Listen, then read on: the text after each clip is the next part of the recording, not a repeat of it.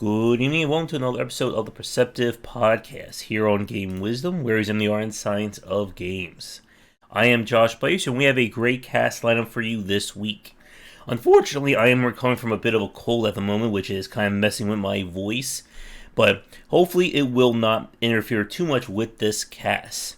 My guest tonight is from Flippfly Studios. They are, of course, the makers of Race the Sun, and at the time of this taping, they are getting ready for the Kickstarter for the game Whisker Squadron, which is kind of being pitched as a procedural Starfox game. And my guest tonight is one of the developers, I believe the co-founder of the studio. So please welcome Aaron Filippo. Hi, glad to be here.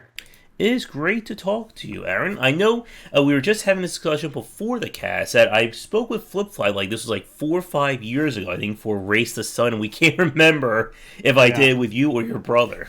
right. Yeah, one of us too. I mean, we kind of sound the same too, so you never know. But it is a pleasure to talk with you this weekend. As I said, at the time of recording this, you guys are preparing for your Kickstarter, and definitely best of luck with that. And for people listening to us right now, this cast should be going up either before it or just after the launch of it. Yeah, it's coming on April 6th, so. hmm So, to begin for this cast, for people who don't know who you are or Flippfly, could you talk a little bit about that, as well as kind of like what is Whisker Squadron?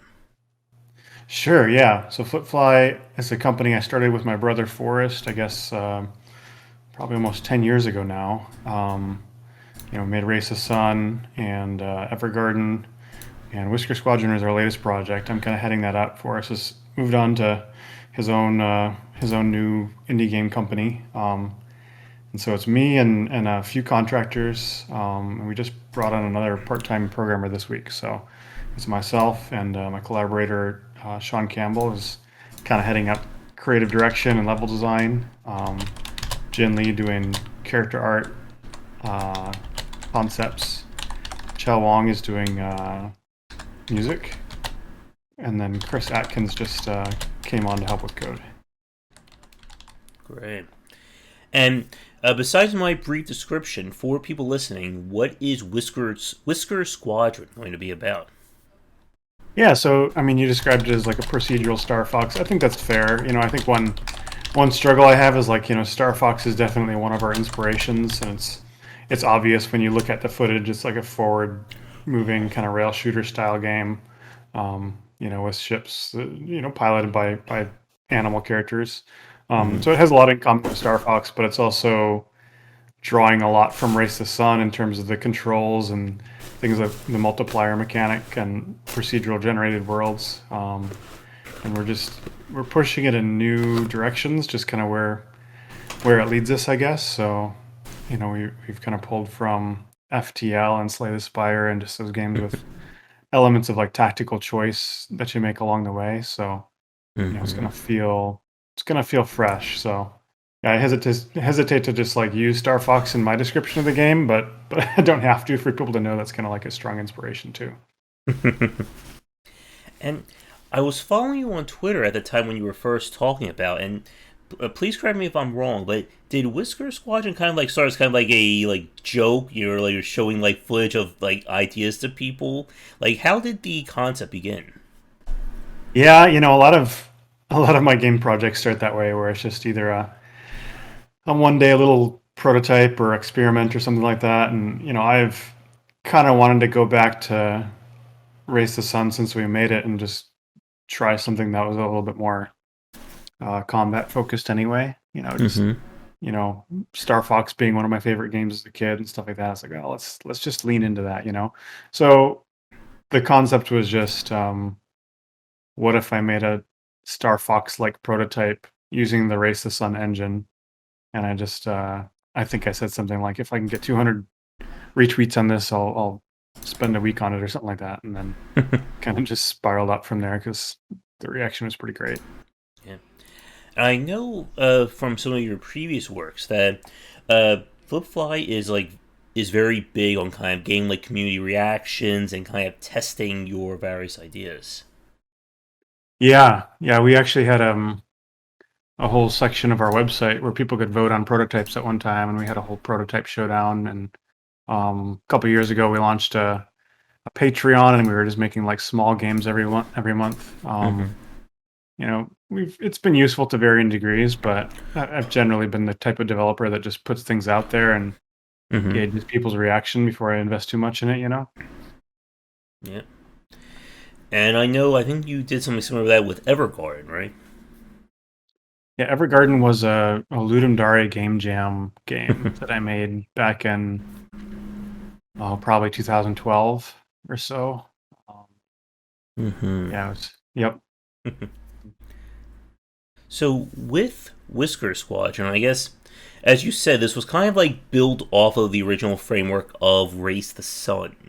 And I guess, like, for people listening to us right now, how does it kind of like differ from the Race the Sun template and even from the Starfox template?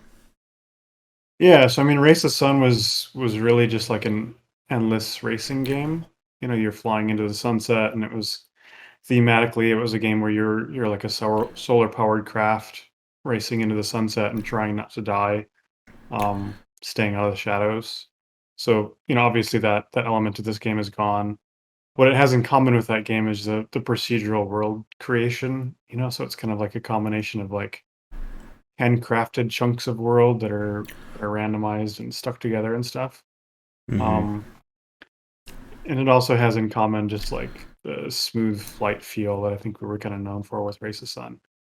And then when it draws from Starfox, it has the cute animal characters in it, like, and just this concept that you're like a squad of characters fighting against some evil.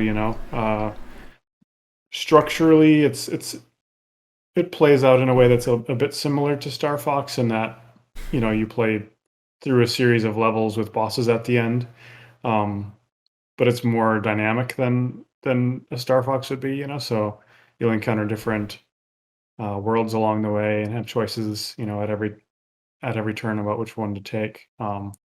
There's stores with randomized upgrades, kind of like a roguelike style system. So you never know what weapons are going to be available to you in a given run, or what upgrades for your ship will be available.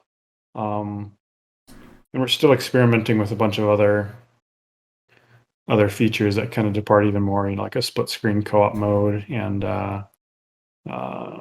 we're kind of working on a whole mod system where you can like enable or disable a whole bunch of different modifications on the game every time you start a run. So after you've beat it once, you can kind of tick on something that'll like double the enemy damage or make every level longer or something like that. So adding a lot to the replay value, and right now we're just kind of in a mode where we're experimenting and just kind of seeing where those experiments go, but we're definitely not like constraining ourselves to any previous games at all. So Yep, and with the kind of like Starfox design of Whisker Squadron, I guess I've, like, for myself, and I'm sure for people watching, we have certainly played the heck out of that back in the day. For you and the rest of Flippfly, where are your thoughts on Star Fox's design, and did you decide to do anything like different or iterate on it with Whisker Squadron?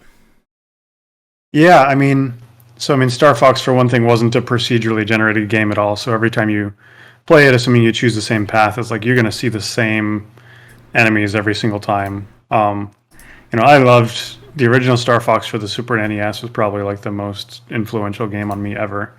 We used to rent Super Nintendos from the video store when I was a kid. I guess I'm dating myself a little bit, but we used to rent them for birthdays and stuff, and we'd get Star Fox and just play the heck out of it. I think one thing that always bothered me about the design, if I could complain about anything, is just the way that you can kind of get one ups, and I think you start with 3 lives or something like that, and the better you got at the game, the easier it was to get to like the final boss battle. But then that final boss battle was just like almost impossible, and so inevitably, like, you get to the final boss battle on one life if you're a decent player, um, and then you just like die, and then when you respawn, you're just like back at the starting state with your single blasters and all that stuff, as if you had just started the game. And now you're taking on like the toughest boss in the game without your twin blasters and shield and all that stuff. So that just seemed like a sort of weird, punishing design fluke to me, I guess. And so like my solution to that was just like, what if we just give you one life and then just try to balance everything around that, and let you power up your ship as you go, and you know, give you health refills, strategically and stuff like that, but not reset you if you die. So that was kind of like one big difference in the procedural levels, and procedural bosses is the other thing I really wanted to try, which I think is fairly unique for this style of game, and maybe for most games. Um, so it's you won't encounter the same exact level twice, and you won't encounter the same exact end boss twice. So yeah, it's kind of just like pushing the dynamic elements further. And the other thing that we have is these like tactical choices that you'll make along the way. So if you play with Slay the Spire or FTL, there's these binary choices that you're making with a little bit of information. So like, in FTL, it might have been you come across a planet and there's like spiders everywhere, and do you want to go down and try to help them or something? And you choose to help them, and then you lose a crew member, but you get a new weapon or something like that. And Slay the Spire has a similar concept, but the outcomes are a little bit more telegraphed. So it's like, okay, if you choose this option, you're going to, you're going to lose 20% off your max health, but your attacks are going to do like, 50% more damage from here on out. And so it changes up the feel of every run really significantly. And you can kind of like just build up your ship and your strategy around those choices. So that's something that we're kind of injecting into this game as well, is just a little bit more opportunity to stop and think about the run that you're having, and what choices you want to have for upgrades or trade-offs and stuff like that. In terms of the procedural generation, I guess again, like, you don't have to go like too technical into it, but how, I guess, complex is it? Like, is a game generating like brand new areas? Is it just taking like pre-made areas and kind of like chunking them together? Yeah, more the latter. Uh-huh. It's similar to something like Spelunky, in that Mm-hmm. they'd author little chunks of a level, and then it would kind of like intelligently snap them together. So that's more or less what we're doing. And then within those chunks, there's elements that are randomized as well. So you might be flying through a canyon, and uh, one time there'll be like a tunnel you can fly through with a power up in it, and then the next time that one will be blocked off. So it's not exactly the same every time. And then there's different chunks of levels that it stitches together, and you won't see the same set of those every time you play. So there might be like 25% that you'll see in one given run. So over time, you can kind of like build up knowledge of the patterns, and where to look for things and what enemies might spawn there. Um, but it takes a bit of playing to get there. Mm-hmm.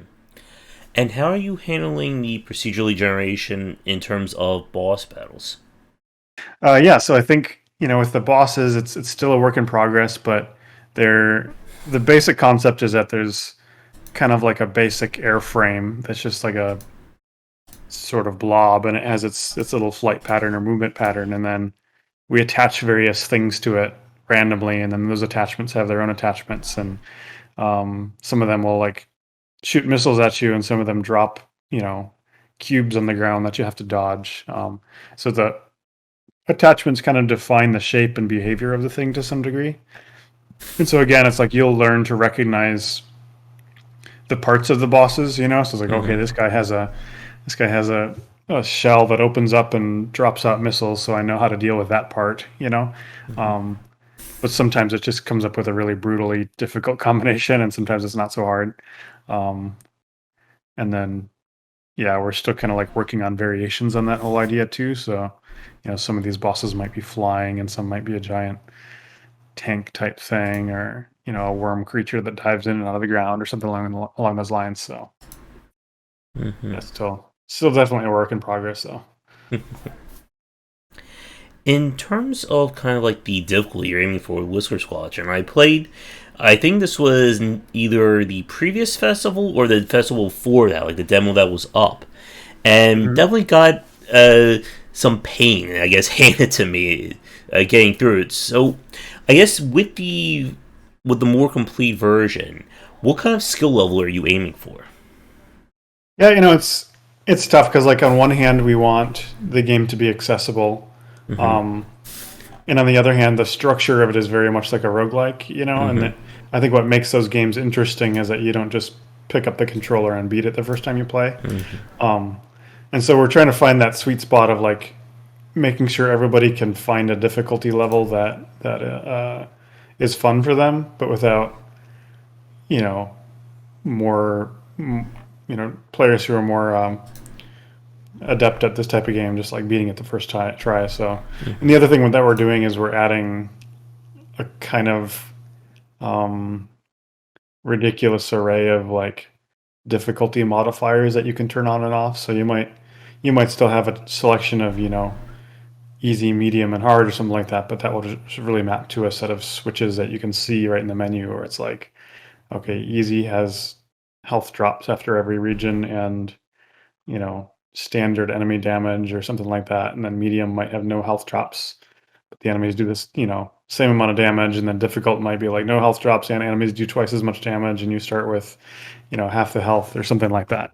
And there's more enemies, and then there'll just be a whole bunch of other like modifiers on there that will change things up too. As well as like accessibility modifiers. So there might be one that slows the game down by 20% or something like that, and don't know exactly what that means for like scoring and stuff like that, but yeah, we definitely want to make it a game that people can tune into something that's just really fun for their skill level and like their level of investment in the game. Mm-hmm. Like I love Spelunky too, but like I've kind of resigned myself to the idea that I'm never going to beat that game because I sort of hit a plateau in how far I could get, and it's like I could maybe spend 5 hours a day on this for the next month and like get past this, but it's like it kind of ceased to be fun for me after a while, and I just realized Yeah. like, okay, one out of every 10 runs, I might get close to beating this. Mm-hmm. Yeah, my audience, if they're listening to this right now, they certainly know about me suffering through Spelunky. I think my record has been getting to the cosmic ocean, but never managing to clear it, and I never have the time to do that anymore these days.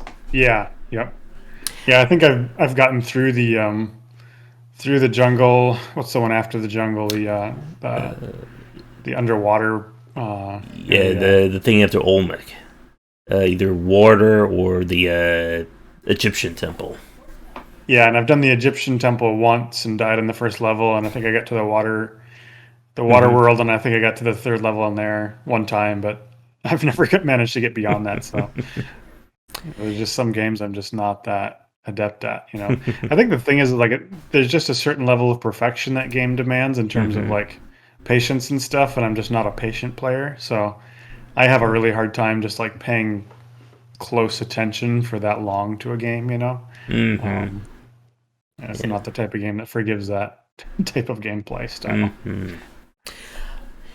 And I think one of the issues that with Spelunky, and this is also a good segue more into Whisker Squadron, is that it didn't feel like each run was feeling legitimately different. Like after a while, I just felt like I was just going through the motions. Okay, I need to get this. If I don't get A, then I need to get B. If I don't get B, then I'm just screwed. I need to restart. With Hmm. Whisker Squadron, I guess where are you? I guess like focusing like variance on like what will make each run feel different for the players. Yeah. So I mean, at the basic level, you have a set of worlds you can encounter, and you might encounter, um, like at one given stage of the thing, there might be three possible levels, and you'll have a choice between two of them on any given run. So, to make the Spelunky analogy, imagine that like you finish World 1-4 and you can go left to the jungle and right to the volcano. Imagine there was a third choice in there, and you didn't know which one of those three choices would be available to you each time. And then between worlds, there's these space levels that are also randomized. And so space levels, it might be a meteor shower, it might be like a nebula or some kind of big enemy craft, spaceship that you have to fly through. And those are fairly randomized as well. And then upgrade shops and these dynamic events that I mentioned, I think will mix things up even more. So, yeah, you might encounter an event that changes the course of the run for the rest of it, or maybe you need to like take on a side quest, protect this, friendly ship in this next level if you want extra bonus or something like that, So yeah, there's lots of different like opportunities for dynamic things like that pop up throughout. And then the levels themselves will also have some dynamic randomized special events, and that wasn't really present in that demo that we put out for the Steam Festival, but mini bosses that will appear mid-run, stuff like that. That'll kind of throw you for a loop once in a while.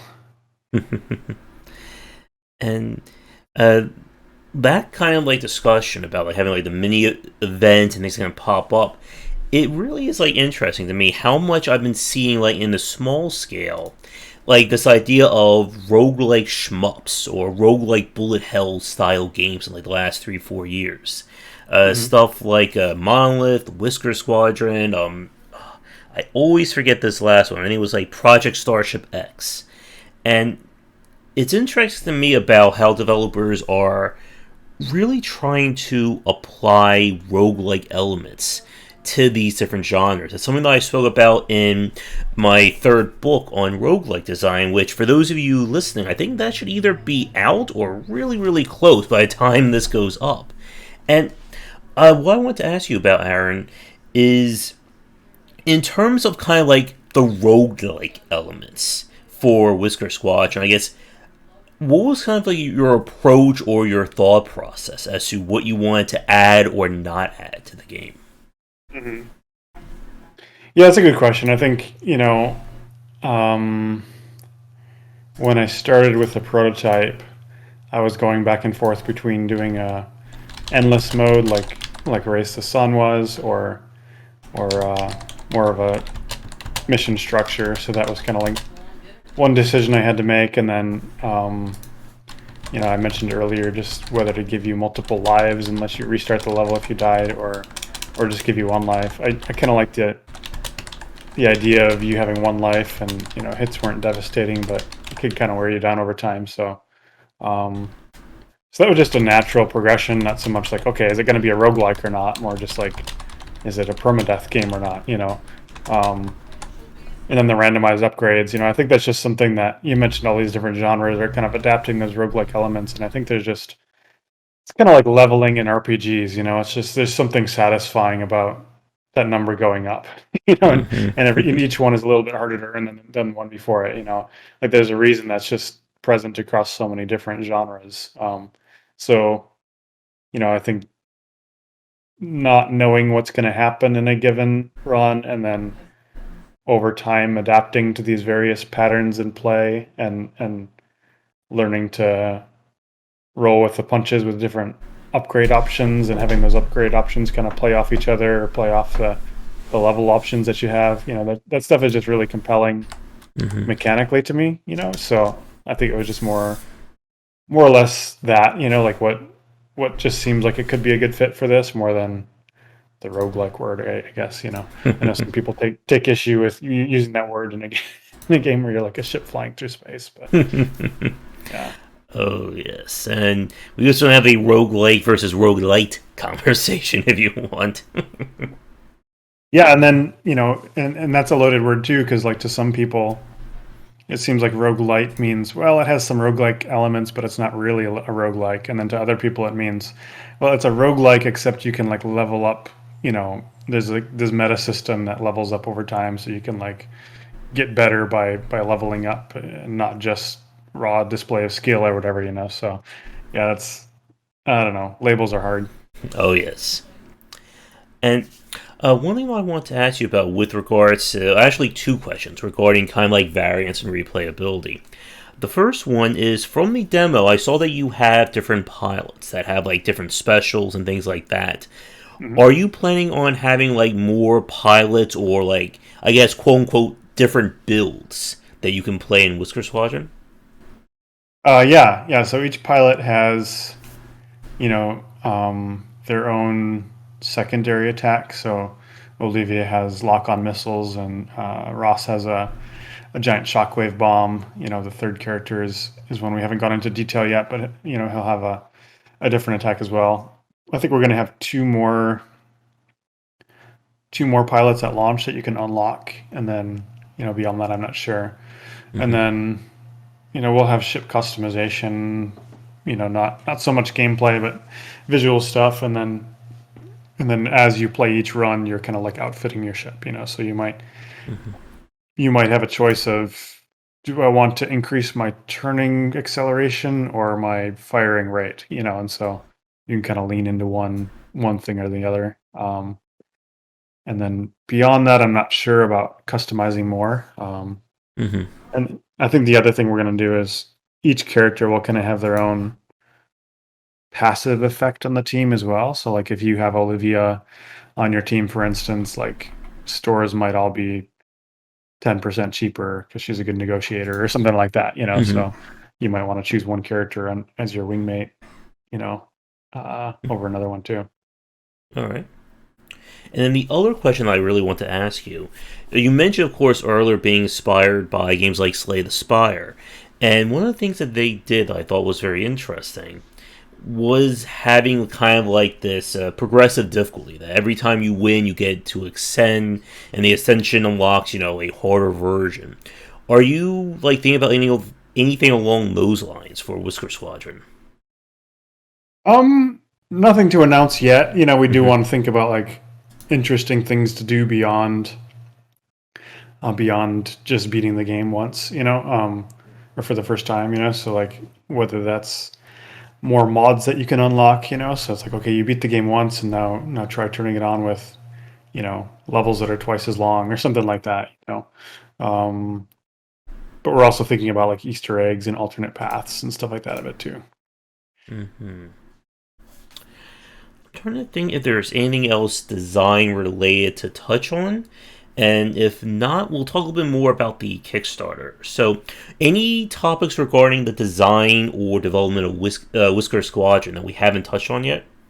Man, I don't think so. I guess I'd just say it's still like a massive work in progress. And, if you follow me on Twitter, you know that we're constantly improving the visuals and stuff too. So it's a very iterative thing. And, if you know me, I tend to just like put stuff out in the world on Twitter and stuff as soon as I start working on it. So, that's sometimes to my detriment, but, when the game ships, it's going to look even better, I think, too. So, Right.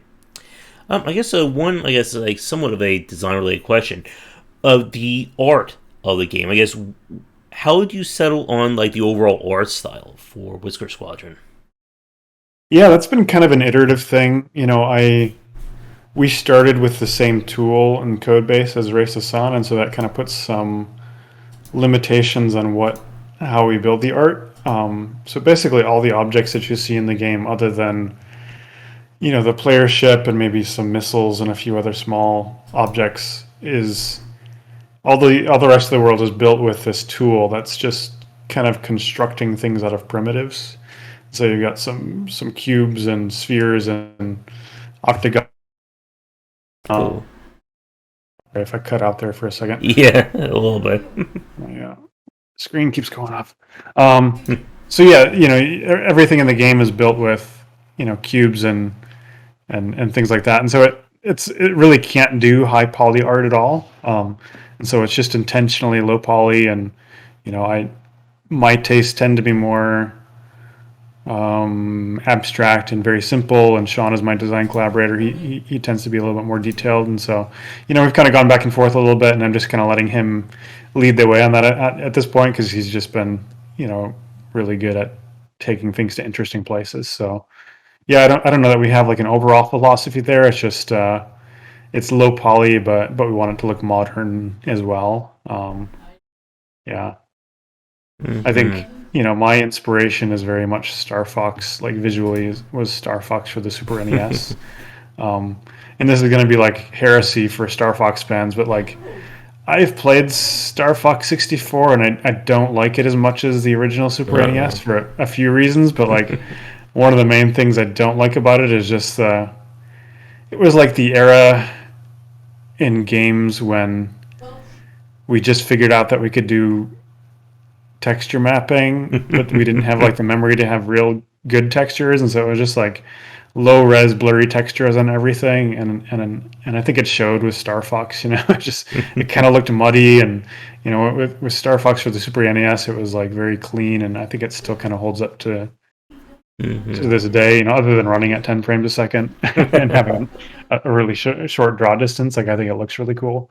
So yeah, you won't see a whole lot of like actual texture in this game either. And actually, speaking of Star Fox 64, one of the things that I think that did kind of help it was kind of some of like the variety of vehicles and kind of like the open arena sections. Any of that you've been thinking about with Whisker Squadron, or will it just be primarily kind of the, always moving forward kind of corridor shooting? I think the structure of this game and this engine, it'll probably just always be moving forward. Okay. And yeah, that's another thing that I guess was controversial. Which version of it was Star Fox when they added like the on ground like platforming type stuff, where you're on foot and stuff. And I just I think the purity of that corridor shooting experience was really what made Star Fox exciting for me. So yeah, I think it'll probably always be a corridor shooter. All right. So I think with that, let's talk a little bit more about the Kickstarter and your plans for it. So I figure maybe another 20 to 30 minutes, give or take, if that works for you. Sure. All right. So as we said, at the time of recording this discussion, the Kickstarter will be coming out in a few weeks. And you said April 6th? April 6th, yep. All right. So I guess my first question then is, in terms of preparing for the Kickstarter, I always like to ask this question to indie developers. I guess, what have you done, either research-wise or planning-wise, in terms of building your campaign? Well, the big thing was just making sure that our existing fan base was aware of it. So I've been sending lots of, maybe not as many as I should, emails to people just announcing, to our newsletter, which is mostly Race the Sun fans, and our Discord and Twitter. So just doing a lot of talking about it seems to be, getting us a lot of followers and attention that way. I'm working with Laura from Procedural Games to run the campaign. She's been very helpful, and she ran a few different Kickstarters already, so she's kind of helping us define our tiers and stuff like that. Thinking a lot about the types of rewards that we want to have, and what our fans are likely to want. So I think we're in a pretty good spot there. And the temptation is just to add a bunch of physical rewards, T-shirts and posters and stuff like that. And it's just we ran a Kickstarter in 2013 for Race the Sun, and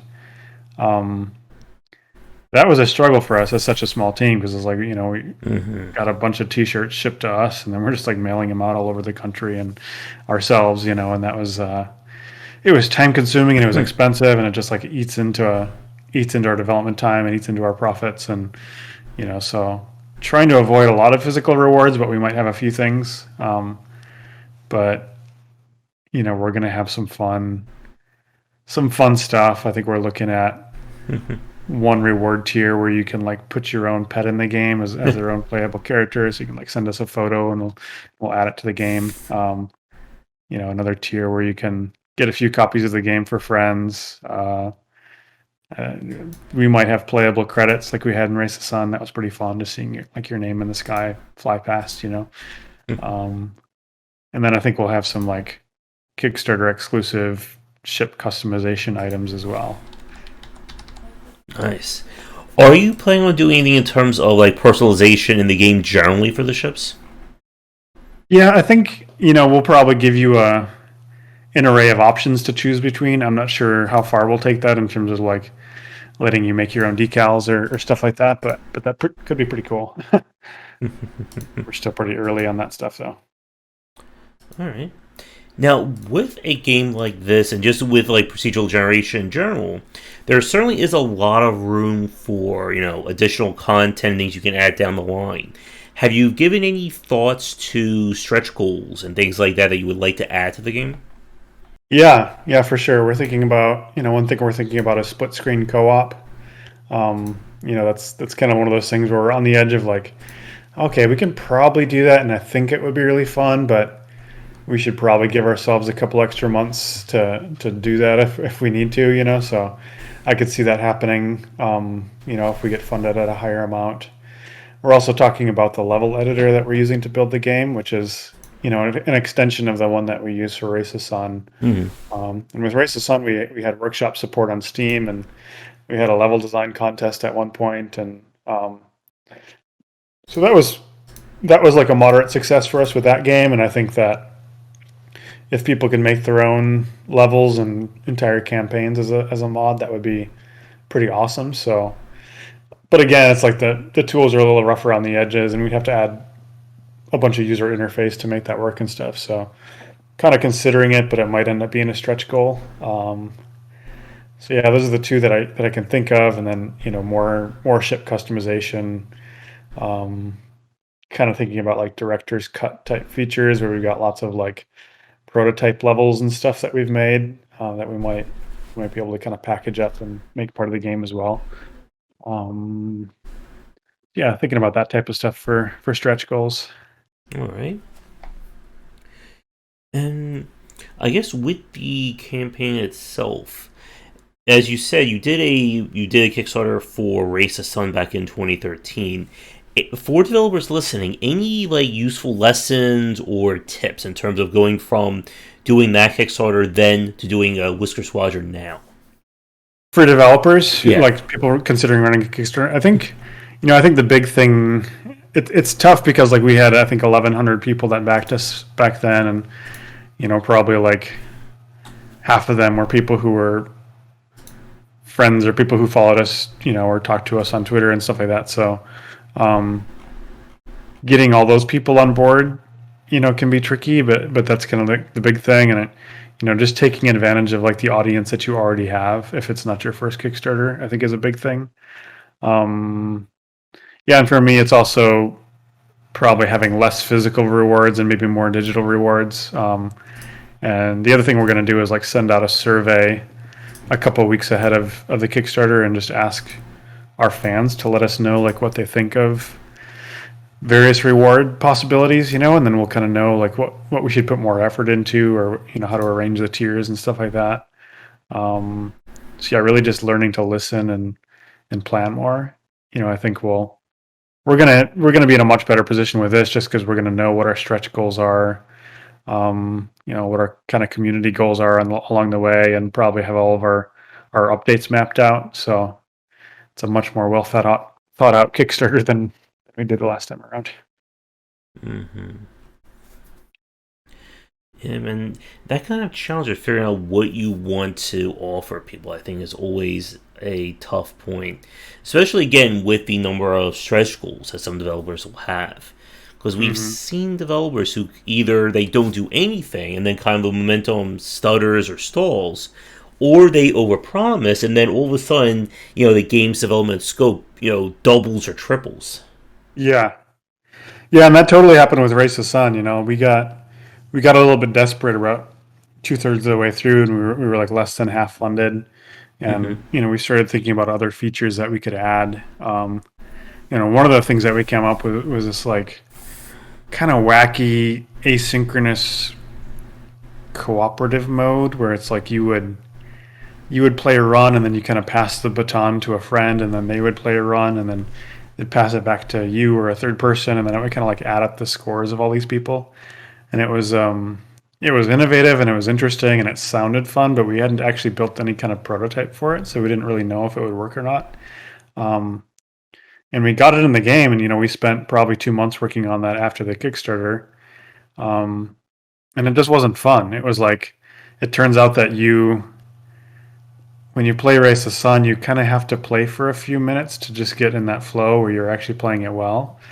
And this whole relay mode was based on the idea that you would just send a link to a person, and then they're just like high stakes, like you have to do well here if you want your team to do well, and inevitably you crash the first time out.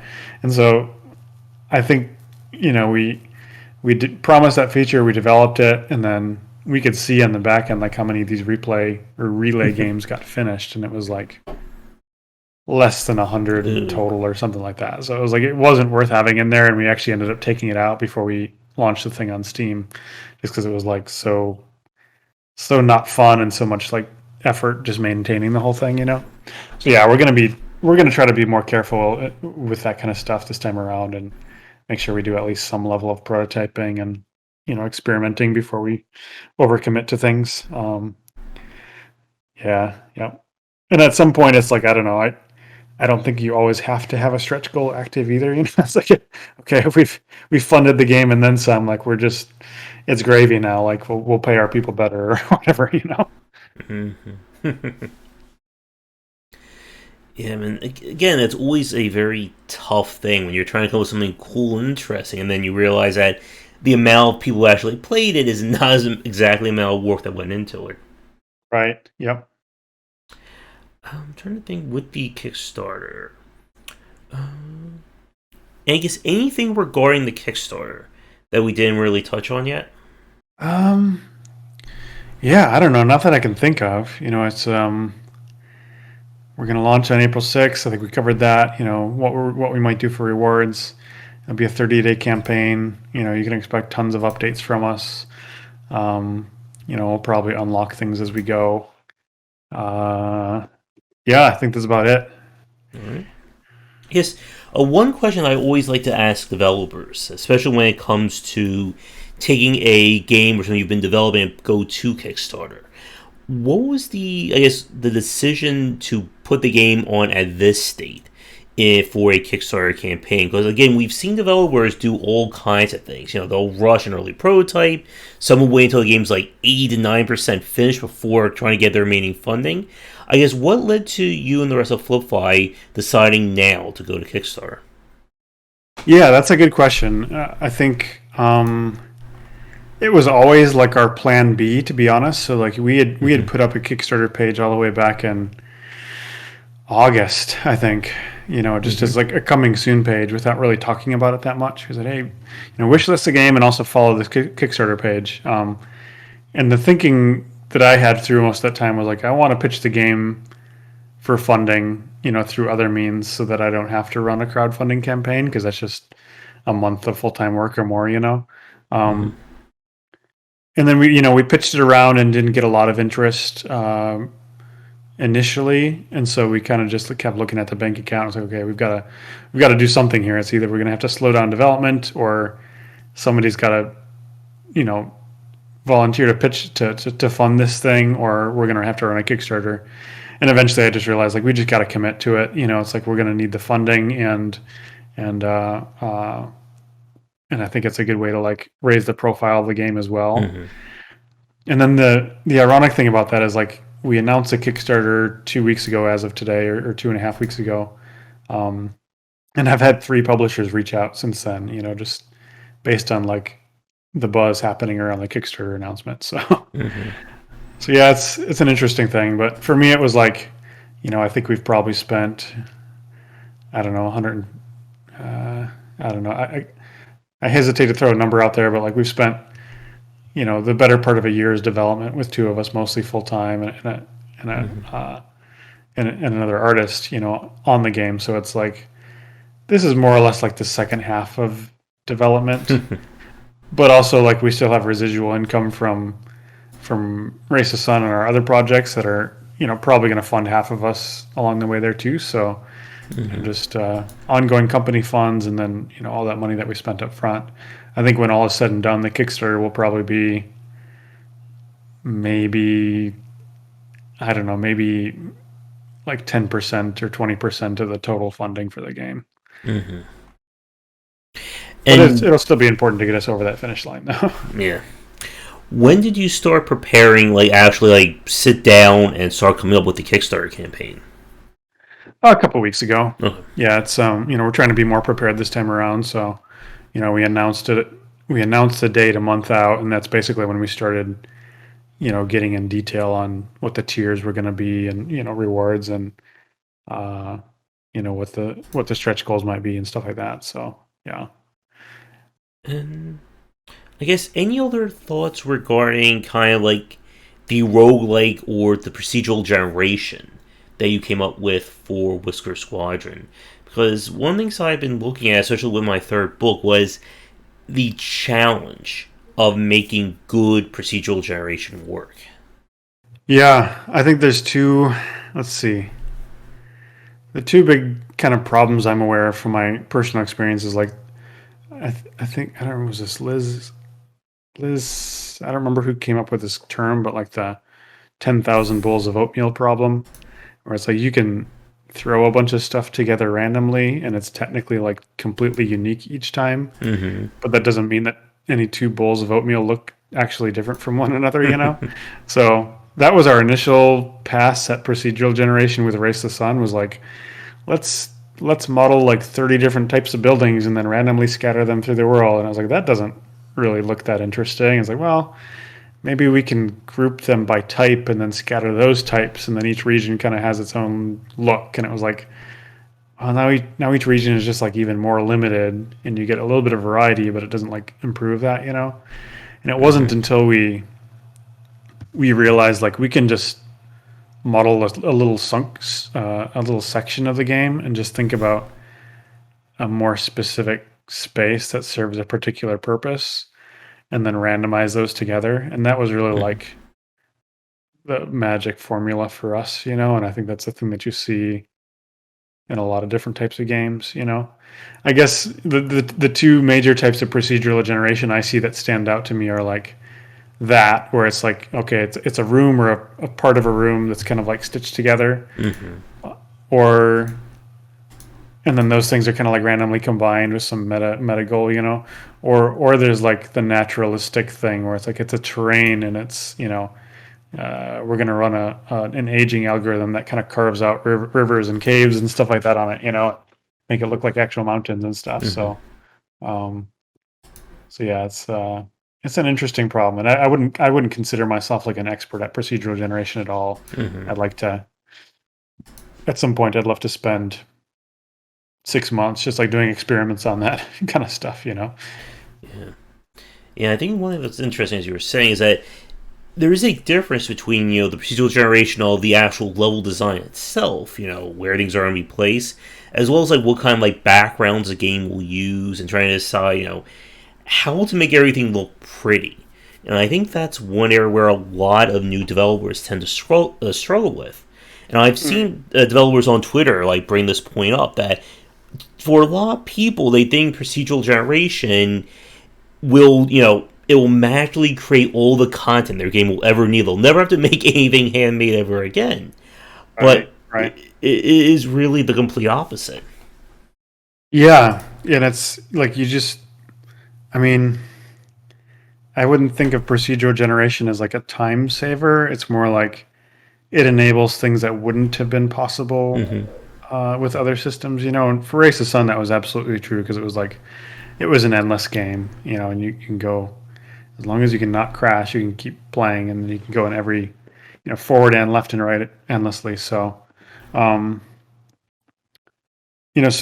yeah, there's that, and then I think the wisdom is to like hand create, if you're gonna like have a procedural generation algorithm, like go and hand create an example of what the type of thing that you want that algorithm to make. And then that can kind of be your guiding light for like, okay, this is the standard for cohesiveness or whatever, or balance or cover. If it's a shooter game or whatever, that we need, it needs to have these elements because we know that'll be fun, not go and make 10,000 of those, And I guess building off of that, like, about like trying to know what you kind of building the framework first, and then kind of feeding that to the computer, to the procedural generation.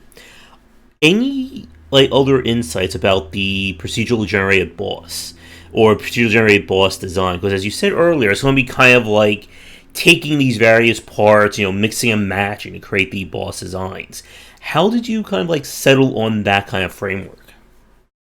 Yeah, that was just for me. It was a little bit of a passion project. Like our first prototype boss was not procedurally generated. It was we call it Pugbot, and it was just like this dog shaped thing that would shoot out lasers and stuff at you, and it was fun. But it was I just figured like if we're gonna try procedurally generation, like let's really lean into it and see how far we can take it. And it also seemed like I really wanted to push parts of the game in interesting new directions personally. So yeah, that was something that I just spent a month or two trying to get it working. But we're very much treading new ground. Like there was one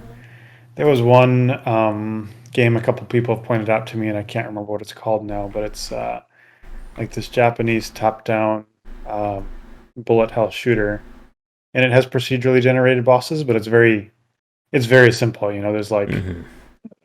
a basic airframe for this giant enemy ship, and then it symmetrically builds out like longer and longer appendages that have more and more like guns Hmm. on them, and you have like one gun or two guns yourself, and that's about it. That's the whole game. It's just like you beat one boss, and then it throws another one at you.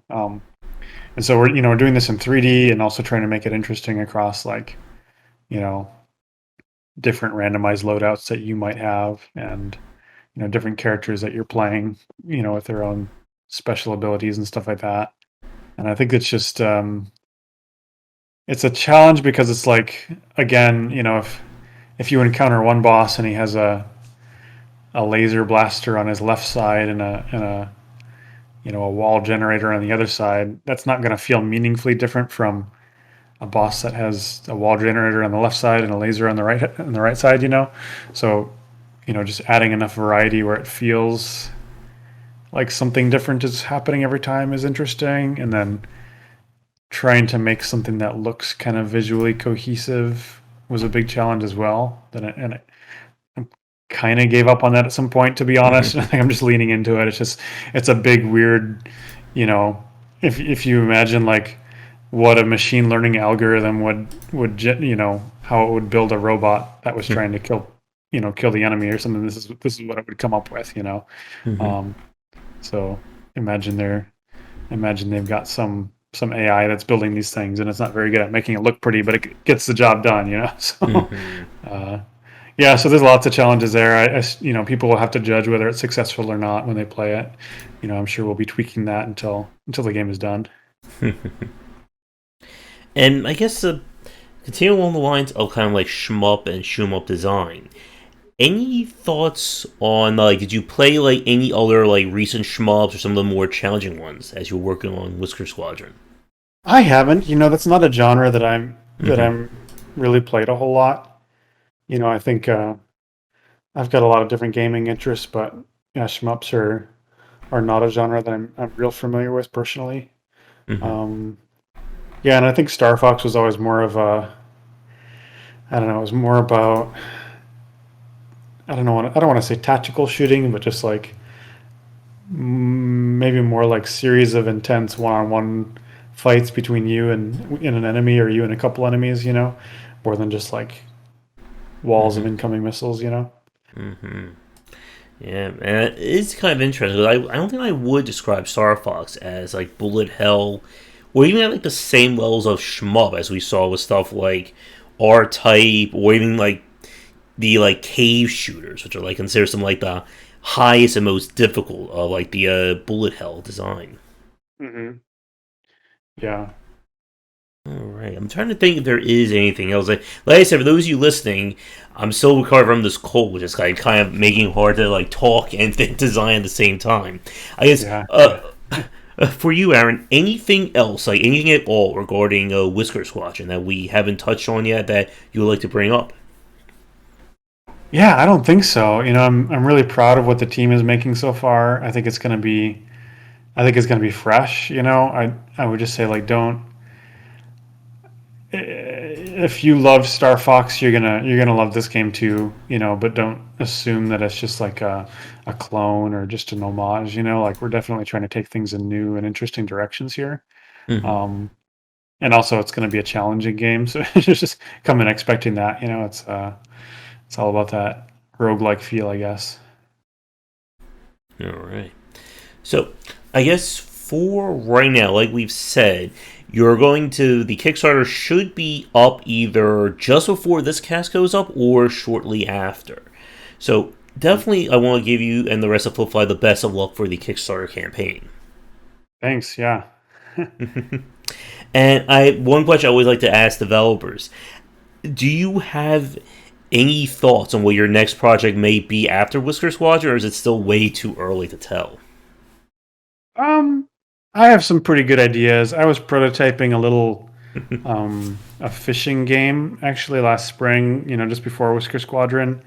I think that'll probably be the next thing I make. It's hopefully a smaller project than Whisker Squadron. And it's another game with cats in it. It's just kind of become an obsession of mine, I guess. So you're two sisters that own a fishing shop and go out in the lake and catch fish and then sell them in a shop. So that'll probably be my next thing. And then another game that I've been working on a couple years ago, back when we were a little bit bigger as a company, was a game called Cats Fly Helicopters. And that was sort of like, I guess it was like you could almost think of it like GTA with cats, but also like you're a helicopter pilot and there's no violence in it, And that game, I'll probably get back to it at some point, but the team structure is a little bit different now, and I need to figure out if I can make a game of that scope, or how I would design a world without doing it with 20 people or something like that, So, so yeah, that might come back at some point.